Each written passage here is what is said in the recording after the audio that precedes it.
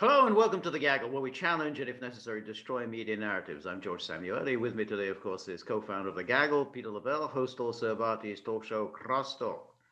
Well, if there was one thing that was entirely predictable, and that was that when Donald Trump was safely out of the White House, there would be a long article in the New York Times pointing out that there were really questions from the start about the nature of RussiaGate. Very dubious assertions were made during the creation of this hoax. So now it's safe, and that is indeed what has happened over the weekend. The New York Times duly ran a very long article by one of its reporters. The article is based on a book that this reporter is writing, or has actually written. It'll be published soon enough, about something called, quote, private spies, unquote. And the thrust of this long article is that RussiaGate was kind of creation of these private spies, and chief among which was, of course, Fusion GPS, and Glenn Simpson, who was the head of Fusion GPS, and of course, Christopher Steele, who famously created the Dossier. So the point about this article is clearly to essentially push Simpson and Steele under the bus, blame them for RussiaGate, present the New York Times and other media as being disinterested observers who were duped by people like Christopher Steele, who presented their findings without corroborating evidence, and therefore the New York Times and others had to take their word for it. So what's kind of interesting about all of this is there was nothing in the New York Times about what was the most egregious aspect of the Steele dossier. Was, first of all, it was a creation of the Hillary Clinton campaign, and that the Hillary campaign was attempting to push the media to run with the Steele dossier story. But then this Steele dossier, this fraudulent document, was taken over by the FBI and the CIA, who used it in order to destroy, undermine, delegitimize the Trump campaign and subsequently the Trump presidency. So the whole tale of all these terrible private spies who go around feeding information to journalists, and poor little journalists can't have no means of verifying this information, is an absolute crock. But one other interesting aspect of it is that we are now living at a moment in which the Biden administration is seeking to use these very private spies to spy on the American public and to sniff out, weed out all the latent Trump supporters and Trump insurrectionists who might be lurking in every corner of America. All right, Peter, what was your take? Yeah, I mean, it's not this specifically. I mean, the article was simply awful. I mean, where's the culpability of the New York Times in the New York Times? I mean, that is just so patently absurd. But anyway, I'll play along, okay? Because he wrote it for other journalists to play along, okay? And wrote it for an audience that probably knew that was a hoax, but it worked, and it was effective, and it was okay. And that's what we've gotten here. So what this article does is basically said, yes, journalism is divorced from journalism, okay? And that's the way it's going to be. It was really pathetic. I mean, there were similar articles after weapons of mass destruction, remember? Never again. Never again, exactly. We'll never let that happen. Never. And then they threw out again Judith Miller, the sacrificial lamb. Somebody had to pay the price for the media. And she's a contributor at Fox News, okay? Right. Okay. Yeah.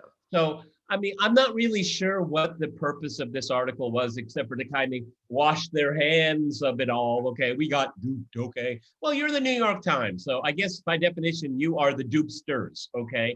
I mean, I have whatever acknowledgement I had of the New York Times before reading that article, that's gone now. Right. All right. Yeah. I mean, and what it essentially does, it doesn't really say it in the article, but it implies it, is that what journalists are activists looking for celebrity. I mean, that's what we have, celebrity journalists that are kind of more celebrity and less journalists, if you know what I mean. Right. I mean, it's not that they generate any knowledge or reveal truth. It's their partisanship that makes them famous, and Twitter enhances that. It's not as easy to do on YouTube, and I think for obvious reasons, because people will come out and slam you. Okay, a tweet's one thing, and then you can be in your little Twitter war, which I think is very juvenile, and I don't participate in it. But I mean, there are very, very few exceptions now out there. Glenn Greenwald, Aaron Mate, Max Blumenthal, Jimmy Dore in his particular format. There's a small number of people out there that are actually doing what journalists should do. And no doubt that the people that I just mentioned have a modicum of notoriety, but I don't think they do it for notoriety at all, okay? So this New York Times just shows the poverty of it all, and how it's become completely accepted to be a stenographer for power, because it's for the greater good, obviously. Okay, when you and I were growing up, they were called newsmen. Okay, and they didn't live in the same neighborhoods as the owners of the newspaper. Right. As a matter of fact, these people were scrappy, and they didn't trust anyone. When there were strikes, who they looked at the hardships of the strikers, not the devious plans of the owners to break the strike, because that's what it is right now. Okay. Well, that was already journalism defends power. Yeah. It defends power. Yeah, I think that's right, and I think that the attempt by the New York Times in this article to present journalists as somehow victims of these private spies is wholly disingenuous, because after all, the journalists have notoriously served as conduits for a lot of bogus, unverified, uncorroborated sources emanating not from private spies, but from spies who are on the US government payroll. We had recently, obviously, the exposure of the Russian bounty story. Where did the Russian bounty story originate? Didn't it originate with Christopher Steele or Glenn Simpson, or that Israeli private spy company that was hired by the Hollywood producer's name escapes me, the rapist. Anyway, because he also features in this article. No. The story emanated within the portals of the CIA, who wanted to destroy Trump's plan to withdraw from Afghanistan. Where did the weapons of mass destruction originate from? Again, it wasn't Christopher Steele who gave the weapons of mass destruction. It again comes from the deep state, or whatever, the portals of the deep state. Same with the bogus Ukraine gate. Where did that originate from? Again, people within the deep state who had their agenda, and they use the media for their ends. So let's look at the New York Times. The New York Times collected a Pulitzer Prize for its RussiaGate reporting. Well, how about giving that Pulitzer Prize back? And what about all of those ridiculous stories that they ran? Remember the famous story that they ran in January, in which they said many people on the Trump campaign had connections to Russian intelligence. That story, the story that even Comey thought was, wow, this is going way beyond anything that we have determined. So don't shuffle all this on Christopher Steele, but it was entirely predictable that this is exactly what the New York Times would do. Oh, it's all Steele. It's all this shady character, Glenn Simpson. No, but I'm really glad you brought up that article that Comey had to push back, and maybe we'll find out one day is that because these writers at the New York Times and other outlets were being fed this information, did someone say, let's take it a step farther and see if the FBI bites? You see what I mean? Right. I mean, they gave them so much bait, Right. you know, and so they wanted to see if they could start pushing the story instead of just reacting. And even that the coward known as Comey had to say, "Whoa, that was, you know, way out of you know, way you know, we don't usually comment on media." Remember that? I mean, and he even say this went too far. It's not factually true. Right. But that you know doesn't belie the fact that you know George, it has. I suppose we could spend the rest of our life in trying to investigate all of the leaks during the Trump campaign. In the first 100 days, there was one a day. Right. That's right. One a day. Right. And the unmasking and no one's ever held account. No one has ever held account for any of those things. Right. No, that's exactly right. And the point about those leaks is that they were used very skillfully by the media. They are not dupes. These are not stupid people who work at the New York Times or the Washington Post. They use them very skillfully in order to discredit Trump. You know, the guy, David Ignatius in the Washington Post, who famously published the story about the telephone conversation between Flynn and Kislyak, he twisted it in a way to suggest that there was something nefarious going on.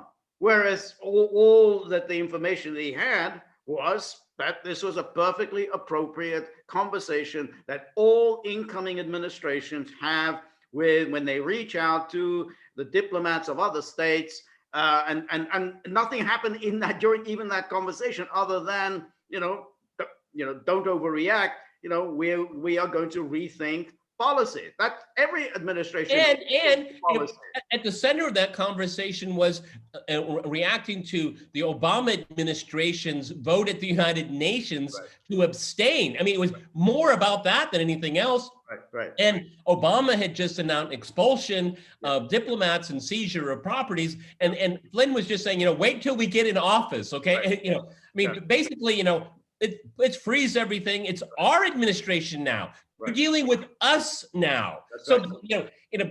Basically he's saying, you want to take it out on Obama, but he's only going to be here for another 48 hours. Right. Well, that's the thing. And Ignatius, who is a veteran journalist, I mean, he's been around for decades. He knew perfectly well that this was entirely appropriate conversation, but he twisted it in a way to make it sound sinister, and that there was some sort of a Russia Trump plot, and that Flynn was playing a role in all of this. So that's, you know, the media there for you, which is that's how they created the whole RussiaGate hoax. And who is the actress?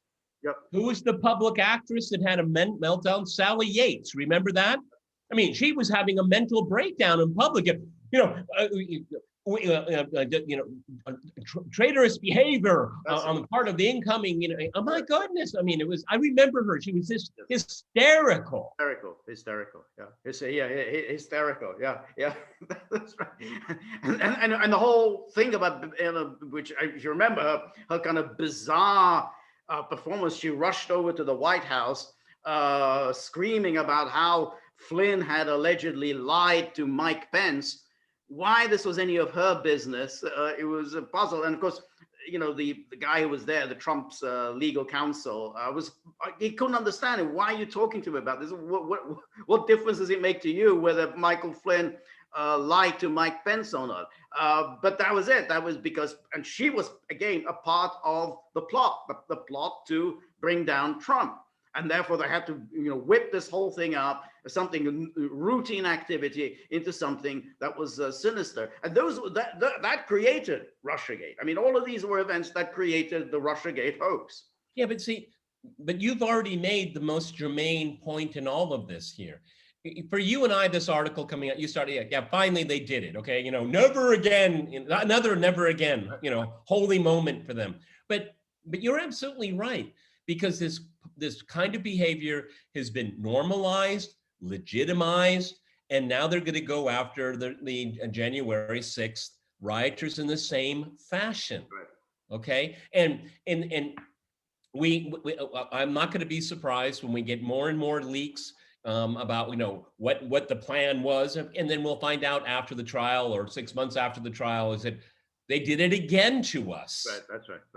That's exactly right. No, there's no question. That is what will happen. Is that a year after all the commotion and the trials, there'll be the long think piece in the New York Times. Well, maybe we kind of exaggerated a little bit about this insurrection, this attempt to seize power in Washington D.C. at the instigation of President Trump. Maybe. We got a few things wrong in this story.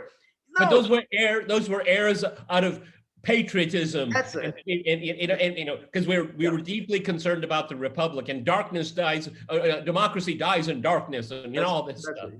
Yeah. No, that's always the way the New York Times plays it, and that's why the analogy with the weapons of mass destruction is so apt. Because that's what the New York Times did after the Iraq invasion. It did its mea culpa. And of course, what did it do? It kind of absolved itself and shifted all the blame, as I said, onto two reporters, one of whom was Judith Miller. Well, we didn't know that Judith Miller had some kind of a relationship with Scooter Libby. I don't think it was any kind of a relationship, but he was suggesting that there was some sort of an intimate relationship between them, and that's really the reason why we got the story wrong. No, you got the story wrong for the same reason you get every story wrong. You publish the stories that fit your ideological agenda. You wanted a war. You published reports that suggested that war was necessary. Well, we're going to see it again. I mean, I'm not going to let this Afghan story die. I mean, I'm absolutely convinced we're going to see some additional salvos come out here. They don't want that grift to end.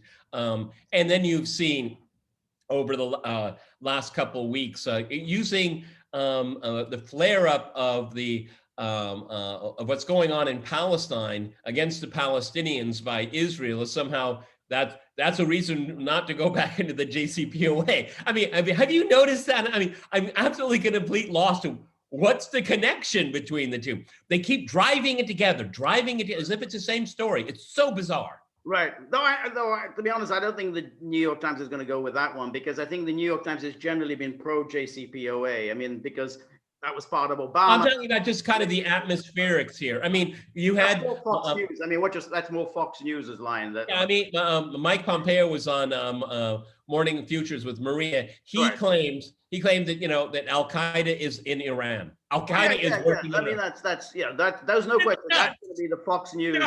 That's the Fox News line. No, I think the New York Times line is anything different. I mean, they want war against the certain targets.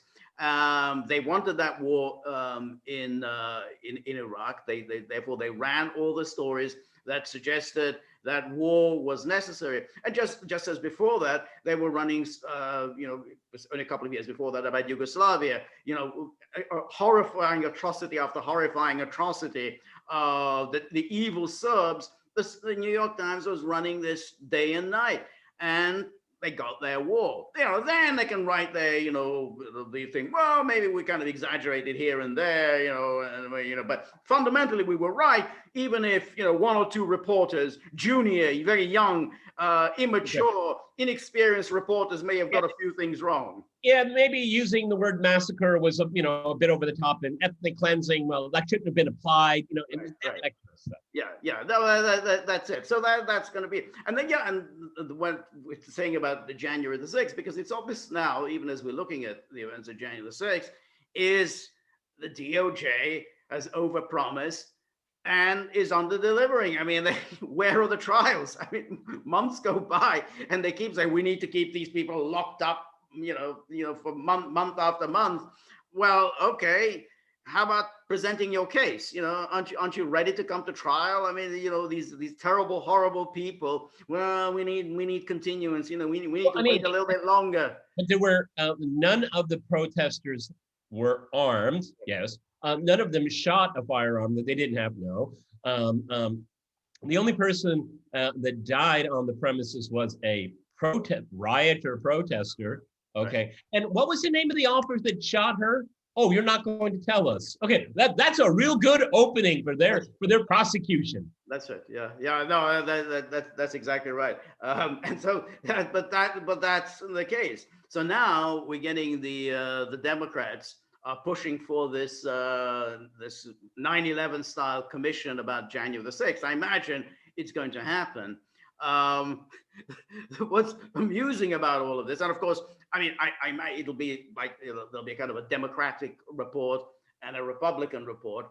But what is amusing about all of this is that it's not as though the story of these bipartisan commissions is a particularly impressive one. I mean, we think about the Warren Commission on the Kennedy assassination that convinced nobody. I mean, not one person in the world was ever convinced by the Warren Commission. Yeah.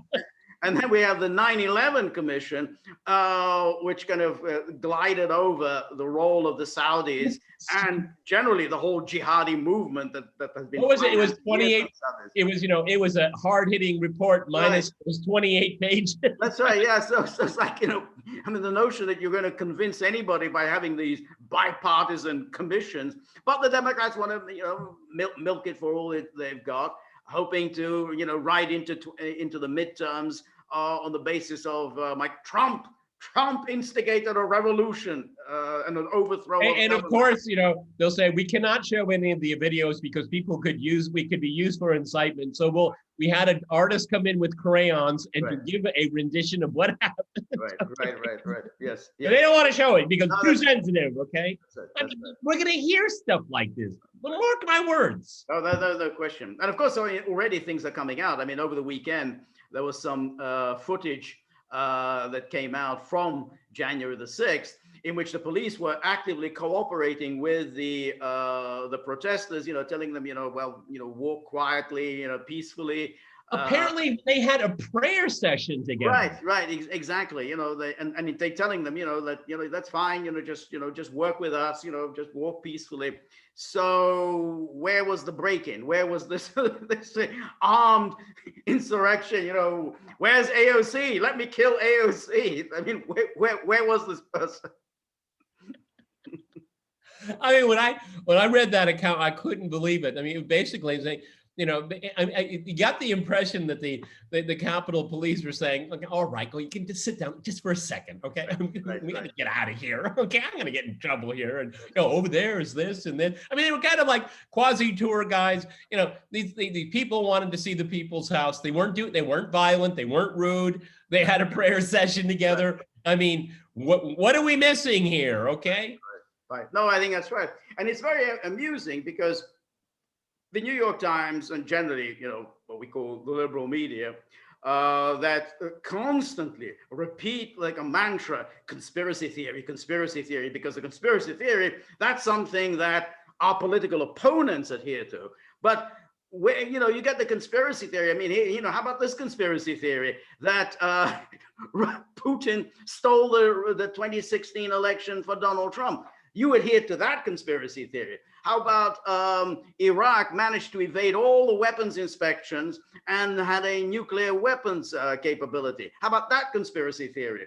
How about that these people who came peacefully to demonstrate on January 6th intended to overthrow the government? How about that conspiracy theories? It's like, that's an awful lot of conspiracy theories that the New York Times subscribes to.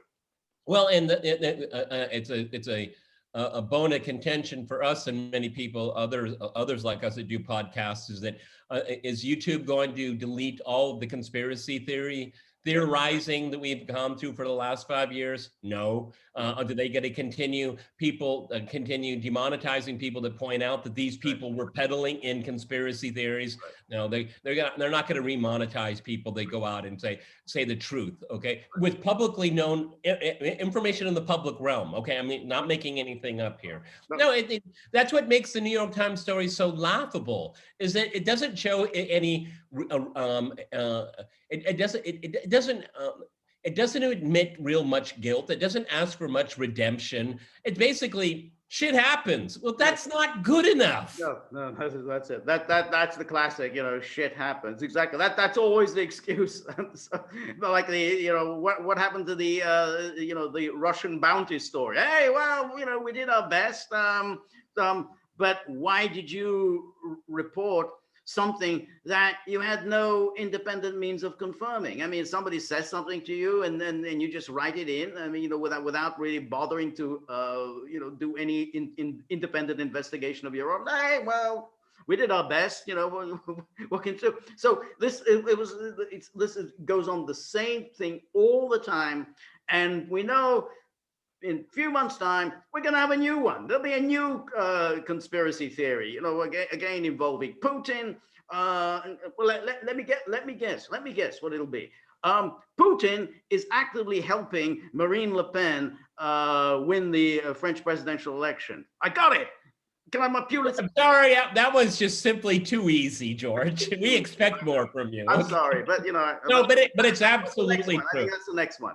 It's absolutely true. It's absolutely true. Okay, and again, people will fall for it. It's I don't know if you heard with a matter, I think, of 24, 48 hours, there were two major train accidents in the central part of America, in dealing with very serious chemicals being transported. A week ago, and a similar one. So in the course of a week, we have three major incidences. Then we have the ransom situation with the Colonial Pipeline. George, I think these things are so much more important. Right. And I'm not looking for a conspiracy. I want to know why the infrastructure is falling apart so quickly. Okay. Right.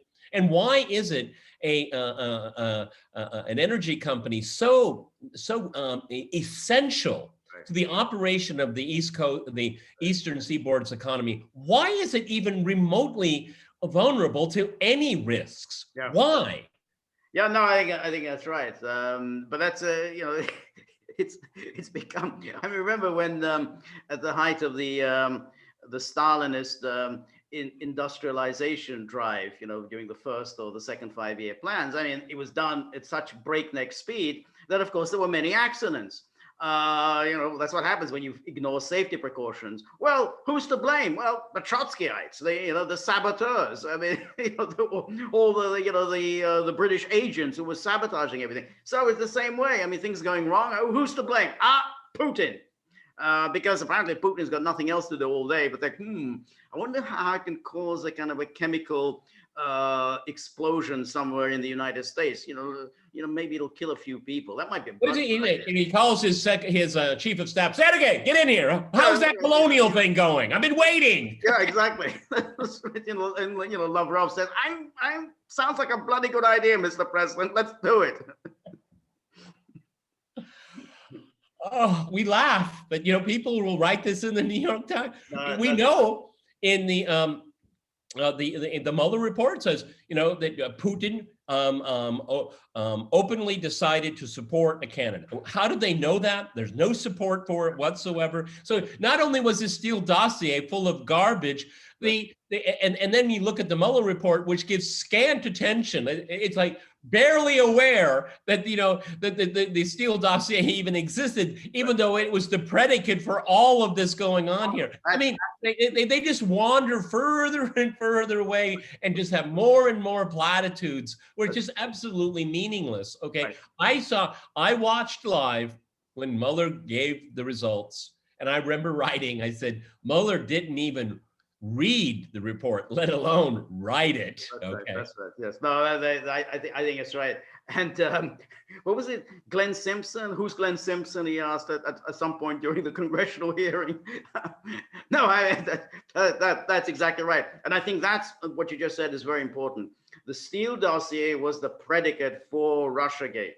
It was a predicate for what the Obama administration did. It was a predicate for what the FBI did, for getting the surveillance warrants against Carter Page. It was a predicate for the ICA, the Intelligence Community Assessment of John Brennan, claiming that essentially arguing that there was collusion between Trump and the Russians. It was the predicate for RussiaGate. And the media continue to repeat that. You remember that mantra throughout 2017? Well, nothing has been refuted. No one has refuted anything in Russia, even though a lot of it had been refuted. You think, oh, no one's refuted anything of it. I don't know who said it. It might have been Tucker. I wish I had said it. It said, the Steele dossier. Well, two facts. Putin is president, and there is a country called Russia. That's right.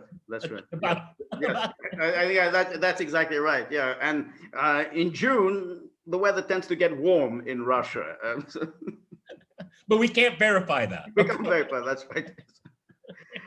All right, Peter. We will, of course, maintain our laser-like focus on the New York Times and the U.S. media in general. We are now on Locals. Please look us up on Locals, and please support us to whatever. Thegaggle.locals.com. Exactly, as Peter said, thegaggle.locals.com. We're also on Rumble. Look us up on Rumble. And if you like The Gaggle, please like, share, and subscribe. See you soon. Bye.